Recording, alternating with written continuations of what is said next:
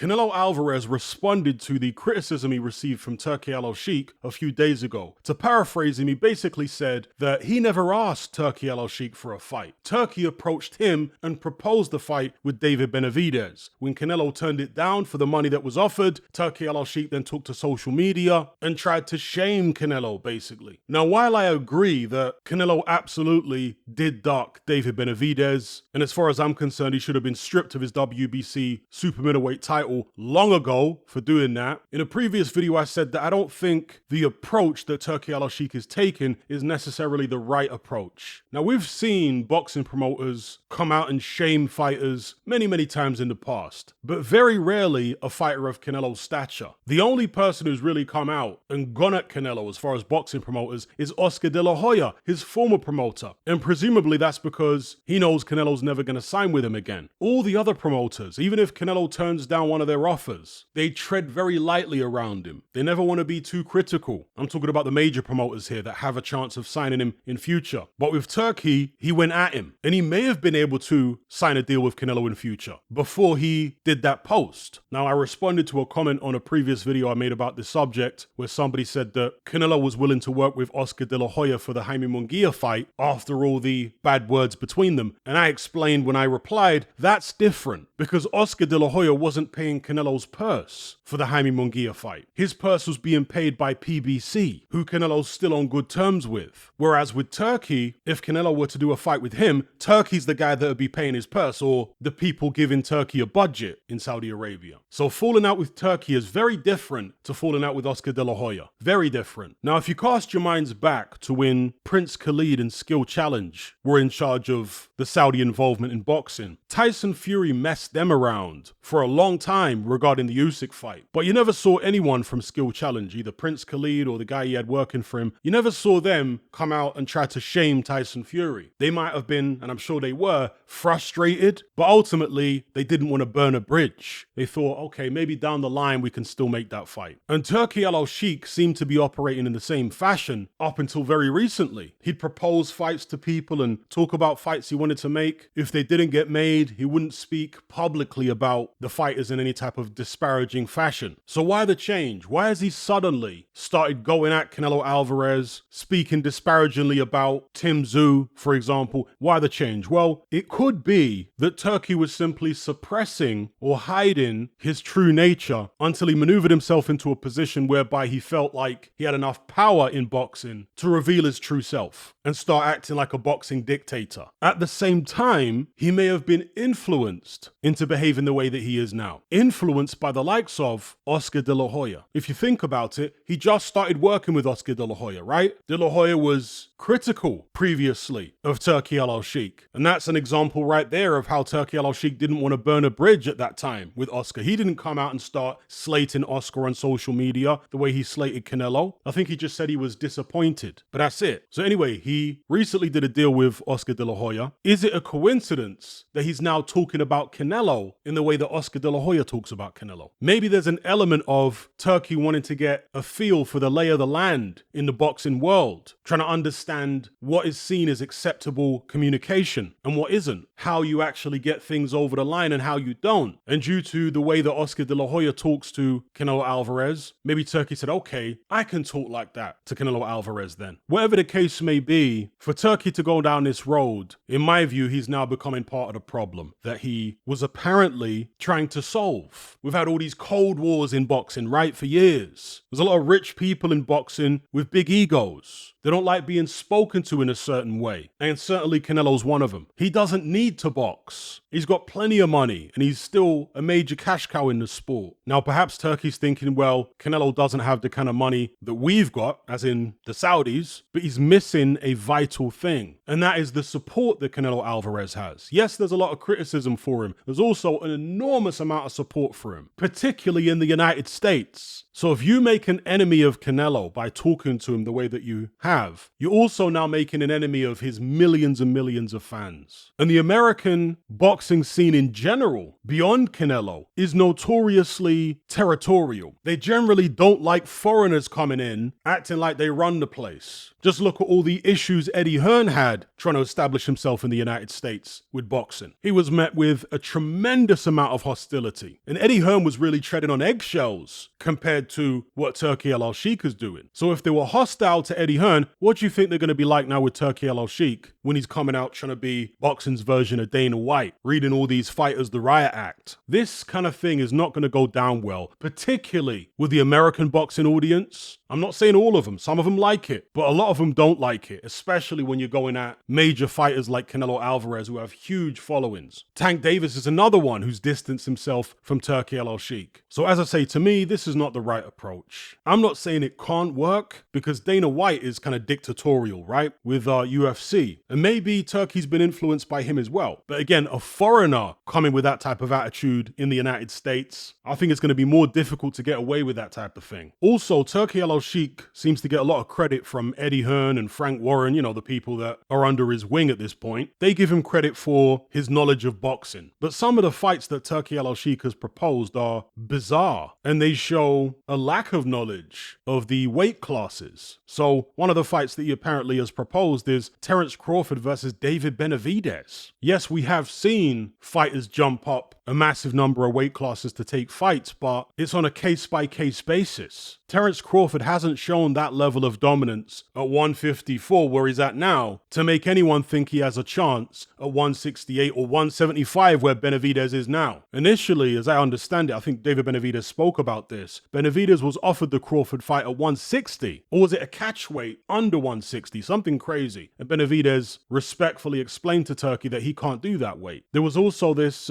notion that the winner of Bivol Beterbiev should fight Jair Pataya. The difference between light heavyweight and cruiserweight is 25 pounds. So if you're not already a massive light heavyweight, then it's probably not going to be a good idea for you to step up to cruiserweight. Now, I don't know how realistic this is, but personally, I think the front man that the Saudis had for Skill Challenge, I'm not talking about Prince Khalid, I'm talking about the bald-headed guy who apparently used to be a kickboxer. I think it would be wise to bring someone like him into the fold with Turki Al-Sheikh to do most of the public speaking. For one, he speaks better English than Turki Al-Sheikh, and he understands the boxing game a bit more deeply. I'm not saying he's going to be the brains necessarily of the organization. Ultimately, he'll just be, as I say, a front man, but he can give his input here and there, right? And be able to communicate, I think, in a way which the public and fighters will be a bit more receptive to. Anyway, to wrap up, the Saudi involvement in boxing to this point has been absolutely fantastic. We've had a number of great matchups which wouldn't have happened, certainly not in such a short space of time, without the Saudis. That's the reality of it. So they've done a great job up to this point. I'm hoping they don't mess it up. And look, I've been very critical of Canelo publicly on my channel, but I don't make fights. I don't have to be diplomatic. If you're hoping to actually make a fight with Canelo, now or in the future, I think a bit of diplomacy is in order. Just continue doing what you're doing, putting on big shows, big events, drawing people to you, because at the end of the day, you don't really need to do too much talking. I think Turki Al-Sheikh's mistake is doing too much talking himself. Obviously, he's the face of the thing, so you can show himself here or there, do a few little interviews, but I don't think he should do too much talking. I think the product is going to speak for itself. The product being